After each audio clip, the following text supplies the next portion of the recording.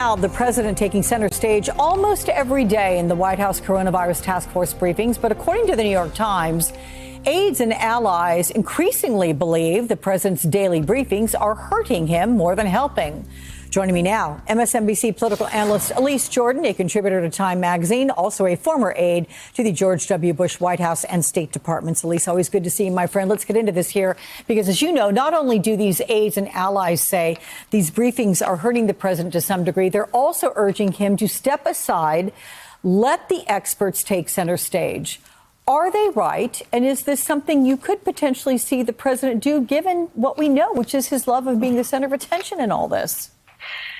Alex, I may think they're right, but you're right in that Donald Trump loves attention so much that he is not going to be able to forego a 2-hour campaign advertisement every day. So I assume that we'll continue to see more of the same. After the first report appeared that some Republicans were disconcerted about his behavior at the podium, you saw Donald Trump on the defensive on Twitter talking about his ratings, comparing himself to The Bachelor, comparing himself to reality TV.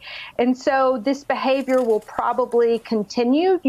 I'm frankly far more concerned by reporting from the White House and the Post yesterday saying that administration officials think that perhaps it's better for Donald Trump to not be completely leading this effort from the White House and for it to go to a state level for his political prospects. And to me, that's very, very concerning. You know, I mean, even the Wall Street Journal editorial board, I mean, it is certainly known to be Republican friendly. It is publishing this piece titled Trump's Wasted Briefings. They say if Mr. Trump thinks these daily sessions will help him defeat Joe Biden, he's wrong. They say Americans will judge Trump by the results of this crisis, not by how well he says he did.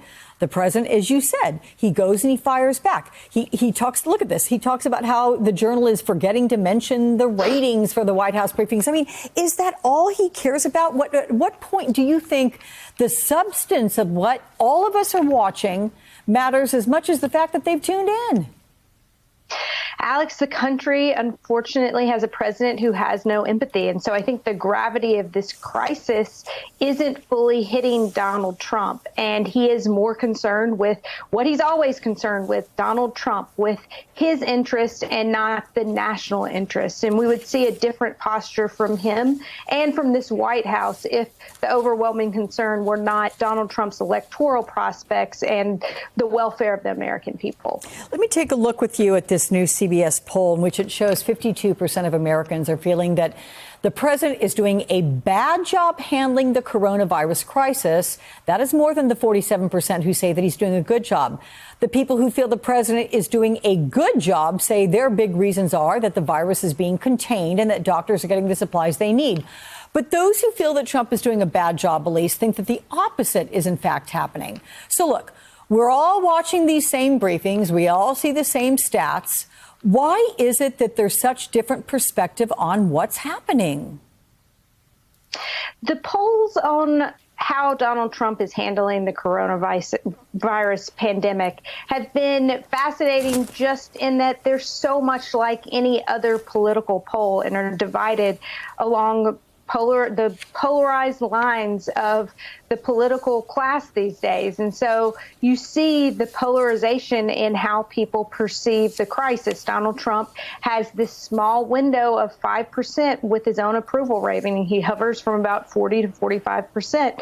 And it doesn't matter what's really going on in the world. He really manages to hang tight there. I would say, though, the numbers that I would be concerned about if I'm the Trump White House would be how little he gained in approval rating. Usually in a time of great crisis, you look at President George W. Bush after 9/11, and he gained 30 points in approval rating. There is a rallying together cry, and we just don't see that. It's a sign of just how polarized we are. But I also think it's disturbing for the Trump White House when you consider how European leaders, their approval ratings have gone up in this time of crisis.